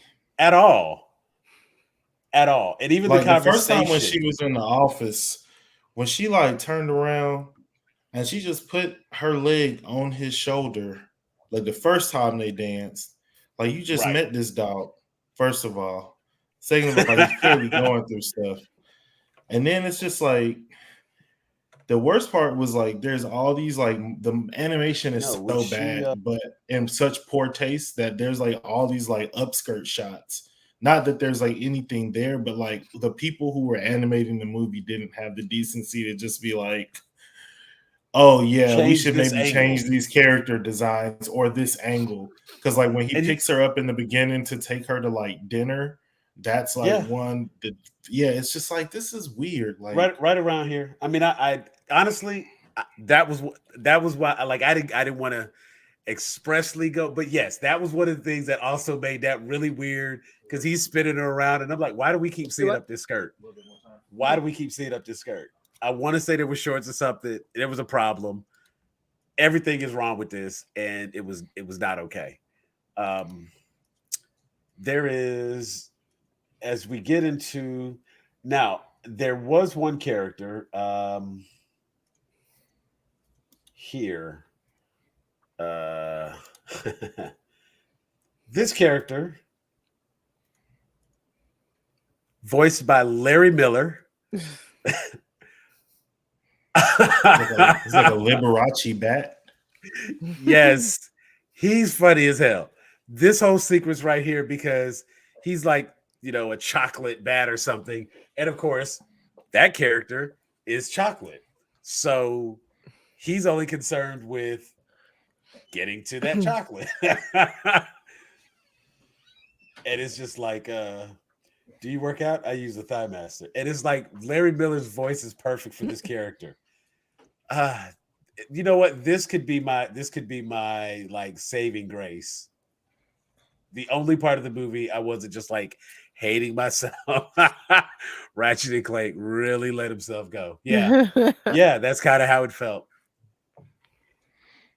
But that bat, he had a little moment, and you get towards the end of this movie, and there starts to be like this big battle that takes place. None of this stuff makes any sense. There was no consistency in the fight. And it's like What are you talking about? It was perfectly balanced. Masterpiece. So here we have the Brand X whipped cream, which explodes in dust clouds. And yet moments ago, what we got here? Here are pies. They're like, big gloopy explosions.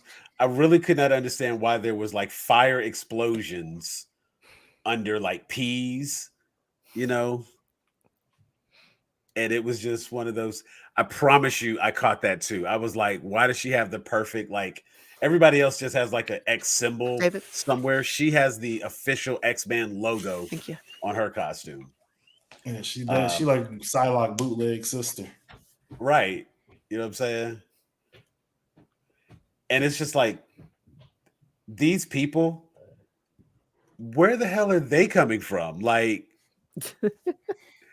I get that this world exists in the grocery store at night when it closes, and all the animals get to, well, not animals, well, some of them are animals, but all the mascots get to come alive and they get to, run the store. But they even have like whole conversations where they're like, not where the humans are, you can't go out during the day and stuff like that. So it's not like they all understand what's happening.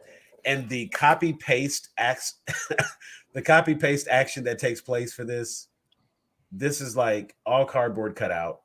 And like I said, this was somebody who had more than enough time to do the project and decided to try to like put the project together on the bus on the way to school. That is about the level of care and attention that went into this. So these are peas, I'm guessing. Straight explosions. And it's just, again, there's just no consistency to the battle. These things, I have no idea what the bubblegum fight was. You take out one enemy with the bubblegum. Like, if you're going to do that, take out the one in the front. So he like, it rolls back and there you go. Like that, Sam, you know that they did not research did not care battle tactics. Look, making of this movie. This movie was this was released 2012. 2012. So that's the hard thing to believe. Like, if this was one of those like computer animation had just started, people were figuring things out, then I would be like, all right, like I get it. But this is 2012. Like, we're full on in like people are making full animated movies on computers, 3D we design. got animated sequels at this point. Yeah, like we've seen it. Like, yeah. And this looks like somebody was like, yeah, we just do computer animated stuff. We can cut the corners.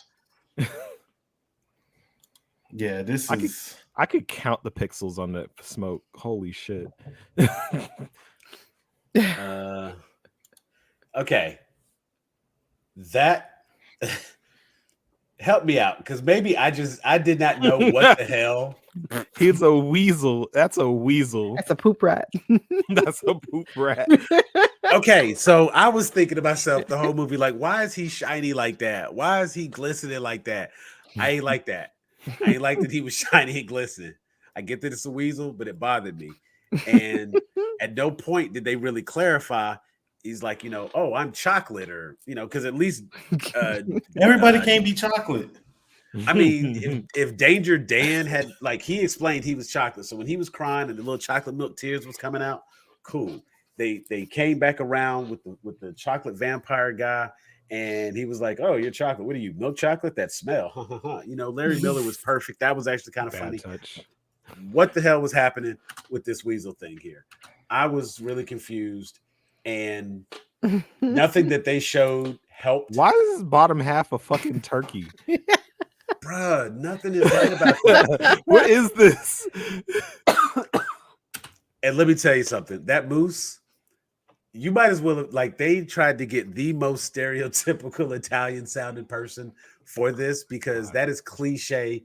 Like, hey, yo, you guys over here, you got like, I was like, bruh, come on. They're just going overboard. Known for its large moose population. You know what I'm saying? Like, yeah, that was the representation for that. See, and it's like, why is that like? Because they never clarified that was or was not chocolate, so that bothered me. Now this little segment here, they march on the restaurant. Oh, like, I'm gonna pop your corn, bruh. I got so tired of the really bad food puns in this movie. Like, Sam, what do I look like? The Dairy Queen?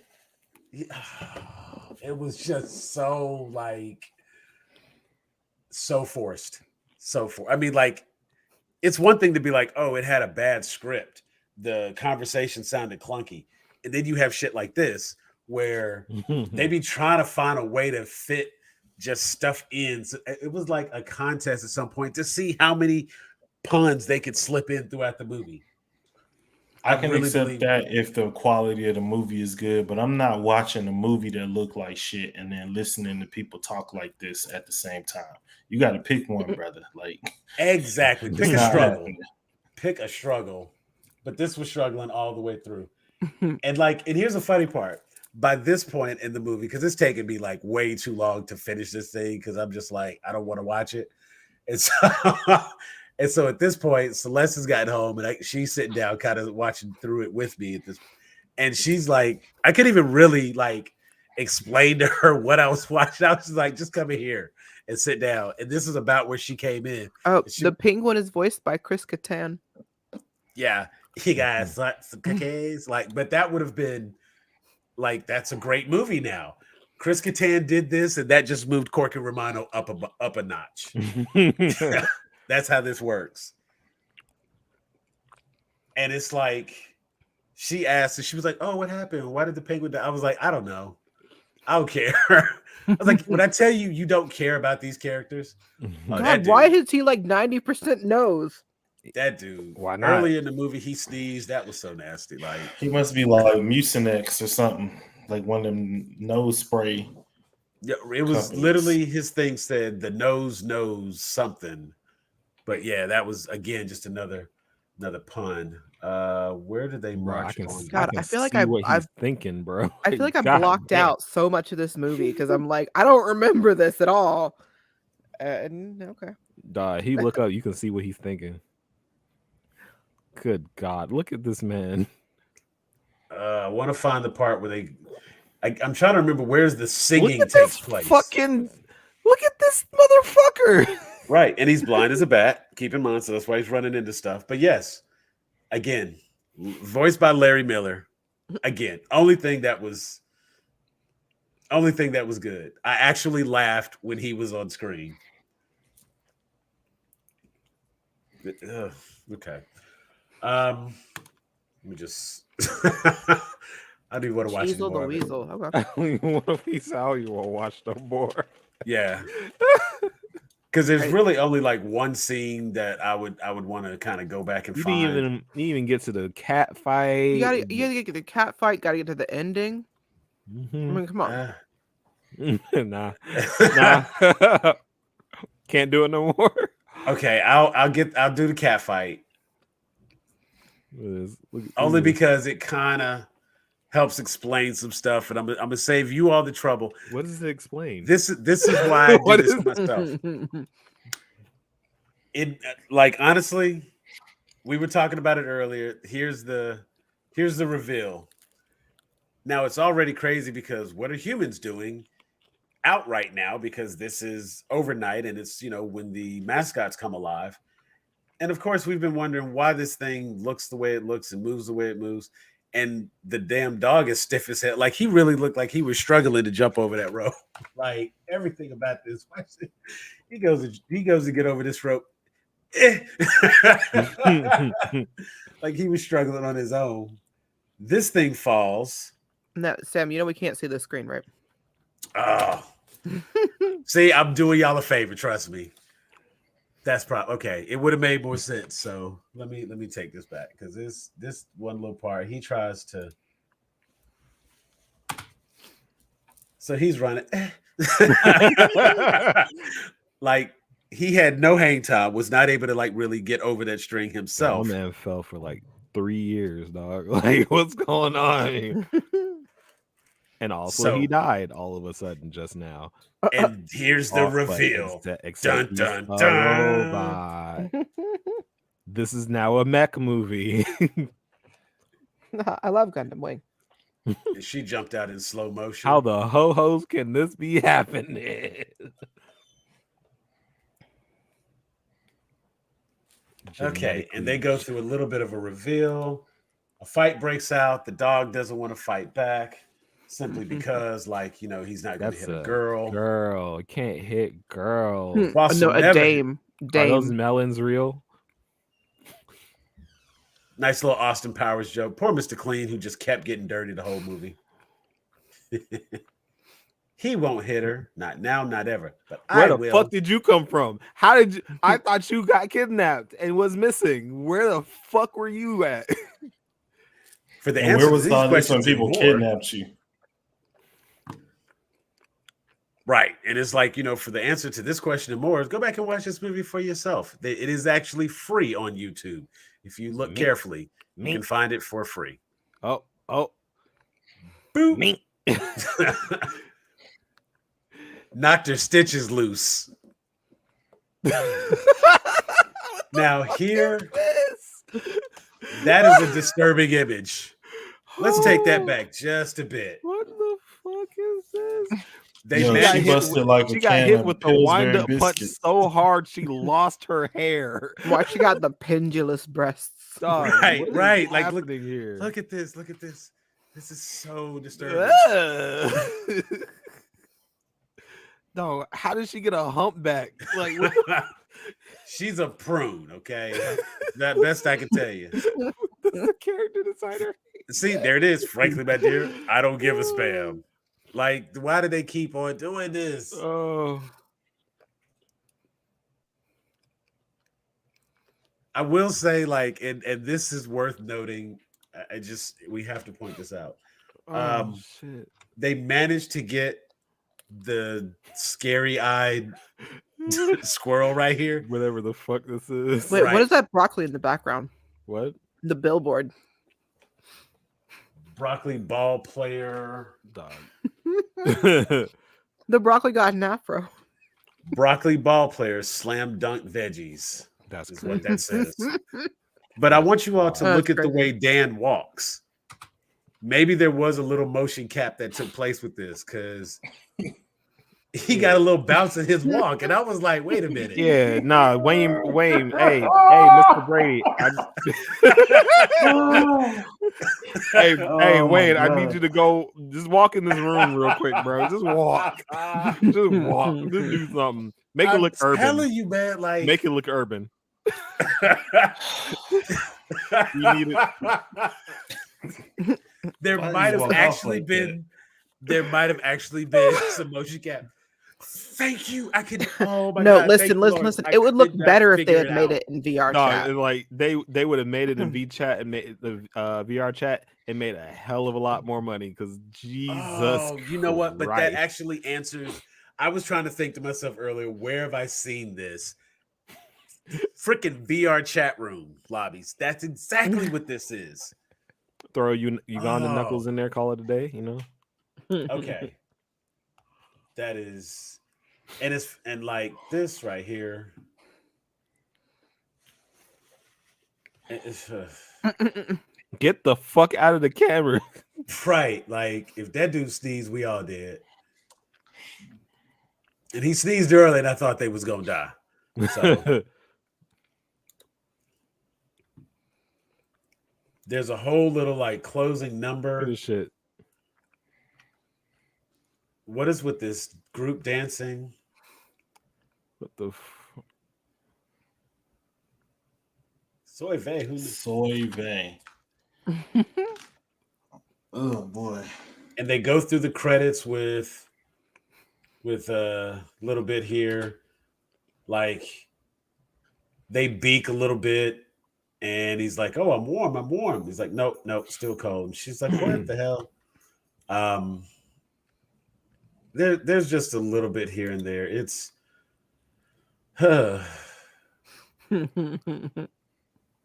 was not a good movie. not at all. That look, man.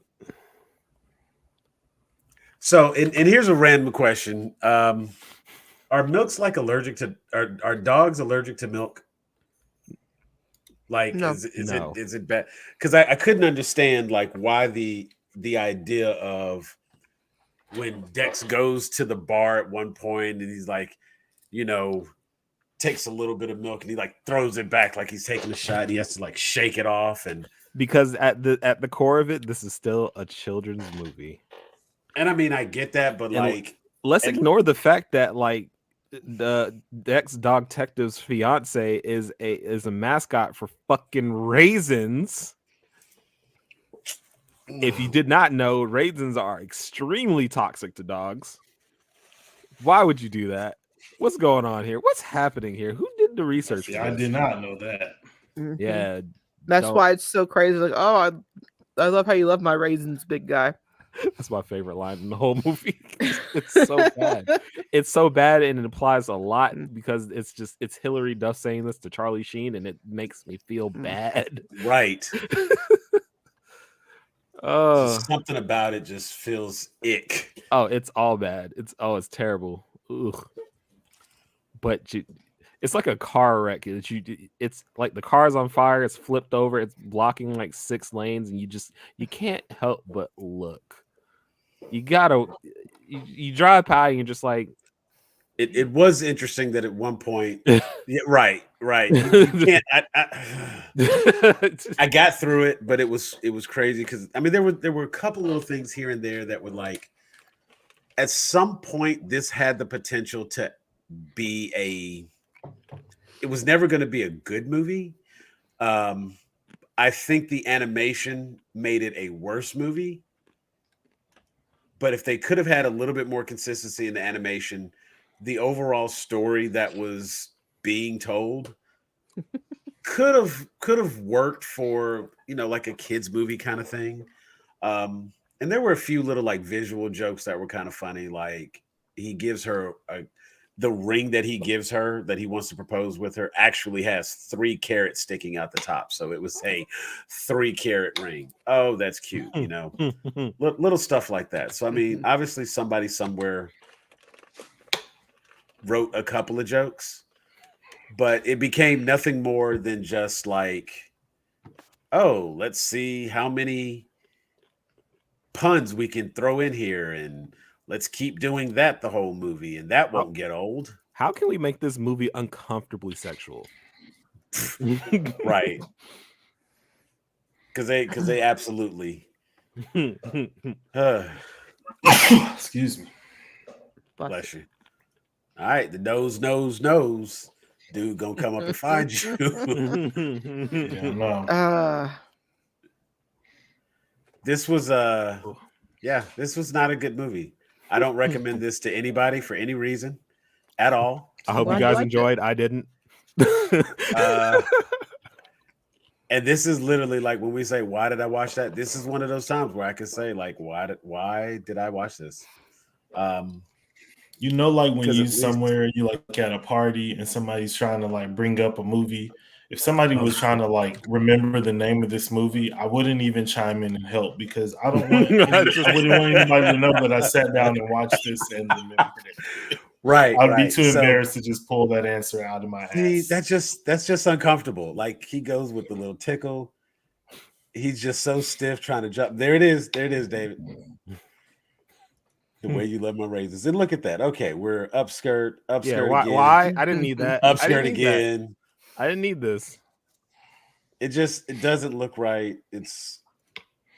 They're not at a restaurant. They all secluded in the woods. Like, not creepy at all, dude. Yeah. And the fact that they tried to make her look so like that doesn't look cat-like. That looks very human. You know what? That looks like a fondness from Ruby, and that bothers me. She should look like a cat. As much as he looks like a dog, she should look like a cat. It was just I think that would make it worse. No, because at least then I would make that worse. Then I would be like, okay, it's 2 animals, and I'm okay with that. You know what I'm saying? It was like with that, this. It looks like a dog is going to be having sex with because a human Sam with cat ears on. Sam, with like cat ears. You're saying that this might be good, but remember that the remake for the Cats movie happened, and that was just pure nightmare fuel. Like, you want to have that? Like a cat's character. No, she doesn't. She looks like a Alvin and the Chipmunks character gone wrong. Yes, true. Yes. That is the right. She looks like the most half-assed Halloween costume. Like she was a school teacher, and they're like, you have to dress up for Halloween today for the kids. So she just got some fucking ears, slapped them on, drew some whiskers on, call it a day. Then everyone called her Naruto all day anyway. So that's exactly what happened. This is you know what? I'm going to reference this video. I'm going to have like I'm going to take the title card for this video and maybe like a couple of seconds of us talking about it. And I have a too long didn't read for this one. A full summary that I've already got prepared. That'll probably go up on like the wait a minute. What are you over here talking about, Pickle Ricky? I don't know if I'm a oh God, now we're getting other movie recommendations. Okay, let me see. Okay, he's got a let's see. The point of this show is not to just watch terrible movies. Not right. Like we watched it so you don't have to. You know, the original plan was to say, hey, this movie got rated really bad, but maybe it wasn't a bad movie. Let's find out. Is there something we can redeem about this movie? We try to find something. This is just hard mode. This is just hard mode. That's it. Yeah, like I said, initially when we first sat down, I was like, there's nothing good about this movie. Then I remembered, okay, Larry Miller's character was in it, and that little chocolate bat was funny. That I could do a movie of that. Him and Dan going back and forth where he's like trying to hit on Dan the whole time. That would be somewhat funny. Because he seems like he would, whoever is chocolate works for him.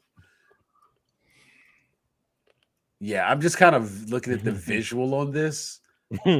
This Psycho Gorman official trailer, like maybe there's talking points. What is this movie?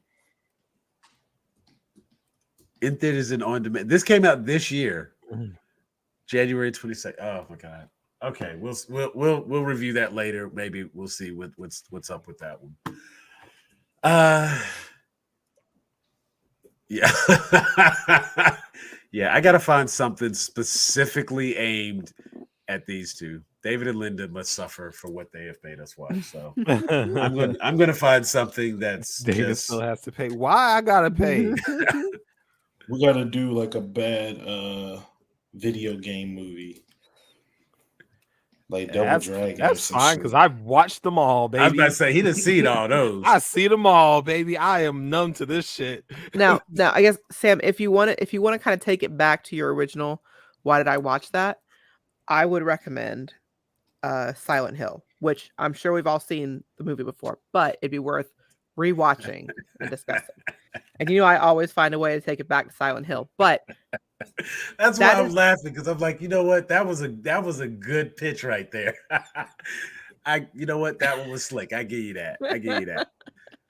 You know what, we could probably do like a little offshoot of the why did I watch that, and like maybe focus it on genre. We can specifically target some of the horror films and stuff like that, because Marius, my son, actually said that he was interested in doing something similar with the idea of like just it being scary, like bad scary movies.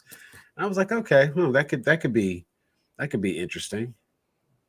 And well, I do specifically bring up Silent Hill is because of the fact that I've rewatched these movies. I think within the last year or so, I made David watch them. And just being able to kind of mull over them more and everything, I still maintain that the first one at least was not a bad movie, or it wasn't a bad movie. It was a bad Silent Hill movie. Okay, but if they removed like pretty much Silent Hill, the name, if they had changed it and then changed Pyramid Head, they could have kept everything else almost identical, and it could have been really cool. Okay, yeah. Duly noted. That would and that might actually be a good way to approach that. Plus, I guess it is relevant to gaming news anyway, because the next Silent Hill movie is supposed to be coming out this year. So Next Silent Hill movie.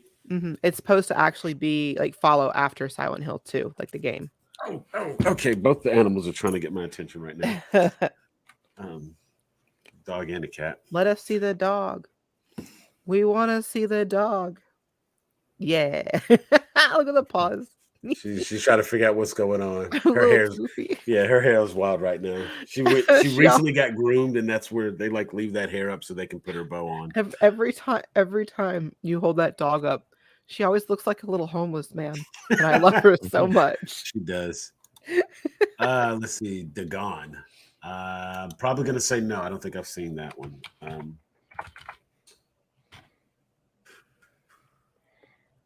We could watch Dragonheart. I would probably need to find like Dragonheart. No, you don't understand. That movie was a staple in my house growing up. Movie 2001. Stuart Gordon, Dennis Pose. It is based on H.P. Lovecraft's short story Dagon. Interesting. Yeah. Well, we will definitely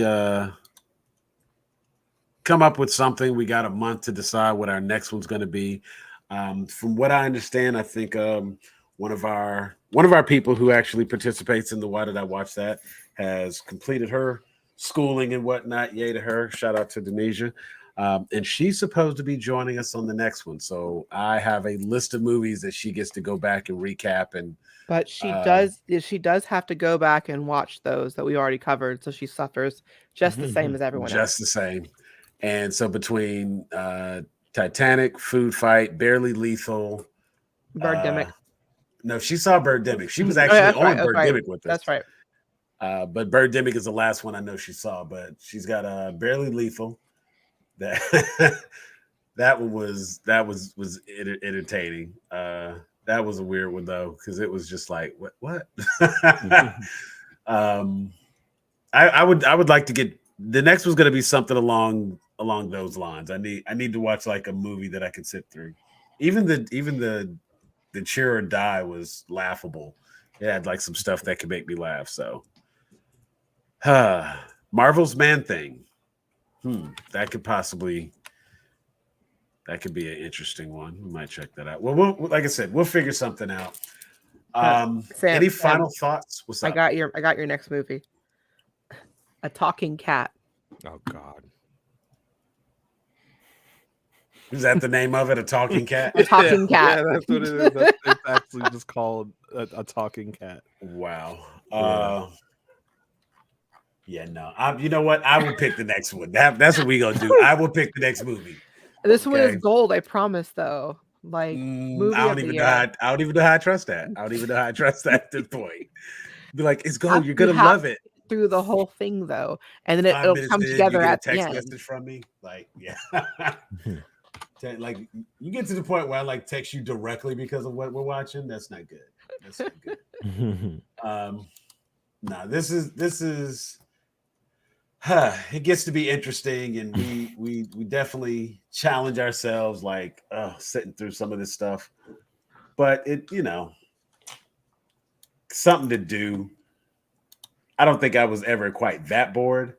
I definitely won't be that bored again. I have to like if I ever sound like I'm trying to be that bored, just remind me I don't have to be that bored. I can go find anything else to do.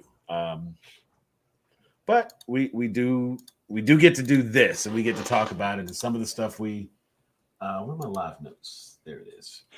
Some of the stuff that we actually get to watch makes for very entertaining content. And when we get to discuss it together, that kind of makes it work. So I really wish we could work out some sort of a thing at some point, like an event where we do like a live commentary where we sit there and just like we stream the movie or whatever. And then, but yeah, I don't know. That one wouldn't be too difficult. The only thing is the movie would have to be on a service that has that. Well, it's more of a thing of we wouldn't be able to stream it anywhere though. Licensing. Yeah. So it would almost have to be something like people participated in like a Netflix watch party type deal. I was about to say it would only work. It would only work on the actual live show, because after the show goes down, that video is going to get flagged and pulled. But now, what will be really cool is if we grew a Discord community, and then you can do it like we could do little Discord events in between shows and everything, including something like that. You know what? That's actually not a bad idea right there. We'll have to post. Oh God, we have to rank the crappy movies we've watched. Can everything be bottom tier? Sam, where would you put Food Fight? Oh, Food Fight is absolute. Like, I would go back and watch Titanic again before I watch Food Fight another time. Would you watch the lady sing that stupid song over and over and over again? That soundtrack bothers me. Even the random music in this was. Ooh. Okay, now I'm actually getting upset. I don't. Like, just as I continue to think about this movie, more and more just comes to mind. It's just like, ugh. So disturbing. It just makes you want to say, why did I watch that? I promise you. Promise you, it's got me asking, why did I watch that? But that's gonna be our show tonight. I want to thank everybody for tuning in. I want to thank everybody for coming back to hang out. Pickle Rick, thanks for being here. Mark the Beat, appreciate you hanging out with us as well. I have to figure out why the link wasn't working on Facebook. I didn't know that was a thing. I do know that I shared it on mine this time instead of sharing it elsewhere, so that could be a thing. Let me get to my Twitch so we can do this. And nope, that is there. So we're gonna so does it just go to whoever's live on right now? There we go. Yep, did that. Got the slash rate up, and it's showing the little thing. So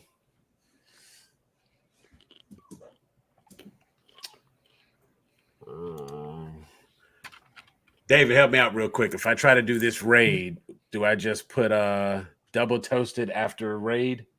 Yeah. Slash raid, all one word, slash raid double toasted, or do I have to find them? Slash raid space double toasted. Gotcha. Do we get some space in there? There we go. And so we're gonna do a little raid over there, just to try to help get a little bit going over here on the Twitch, because I'm actually going to start streaming it more on just the Twitch and on the YouTube and less on the Facebook. So that's why it's not really showing up. That's why I did it on my Facebook instead of the group Facebook. I do like the participation that we get from that, but we need to push the people in other directions, as it will benefit us long term. Want to thank everybody for having joined us. Be sure to tune in next week. What is coming up next week? We have do we have a Fancasted coming up? Yeah, we have a Why Did I Watch That? And then a Fancasted, and then following Fancasted, we have Free Week and then a music special. Yeah.